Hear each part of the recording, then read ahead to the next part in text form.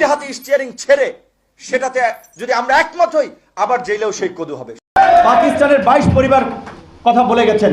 গত 30 বছরে তো দুটো পরিবারই এই দেশকে নিয়ে পুতুল খেলা খেলেছেন।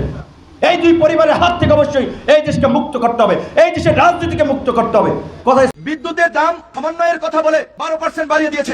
এই সরকার যে একটা ডাকাত সরকার, একটা চোর সরকার, একটা নির্লজ্জ সরকার, সেটাকে আর নতুন করে বলার অবকাশ আছে? আর বঙ্গবন্ধুর কথা তো এটি আসলে তো শুধু আমরা না, সারা বিশ্বের মানুষ জানে। আর তার সুযোগ্য কন্যা যদি বঙ্গবন্ধুর মধ্যে অনেকে বলে যেটা ছিল, তার পুরোটা মনে হয় যে আমাদের নেত্রী পেয়েছেন।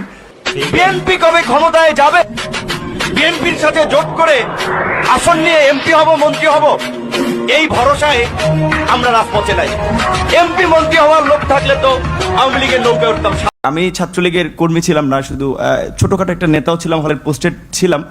আজকে প্রথমে ধন্যবাদ ও কৃতজ্ঞতা জানাচ্ছি হাজার বছরের শ্রেষ্ঠ বাঙালি জাতির জনক শেখ মুজিবুর রহমানের সুযোগ্য কন্যা, যার নেতৃত্বে বর্তমানে বাংলাদেশ বিশ্বে উন্নয়নের একটি রোল মডেল হিসেবে পরিচিত, এবং যিনি তার লিডারশিপের কারণে আসলে আমরা দেখেছি যে বিশ্বের বড় বড় নেতাদের মাঝে তার স্থান করে নিতে পেরেছেন। সে আমাদের প্রাণপ্রিয় নেত্রী এবং প্রধানমন্ত্রী, মাননীয় প্রধানমন্ত্রী জননেত্রী শেখ হাসিনাকে। বিএনপির হাতে যদি আবারও ক্ষমতায় থাকে, কিচ্ছু পরিবর্তন হবে না, হবে না। তার জন্য অবশ্যই আমরা কিভাবে আগামীতে রাষ্ট্র ক্ষমতায় যেতে পারি সেই চিন্তা ভাবনা আমাদেরকে করতে হবে।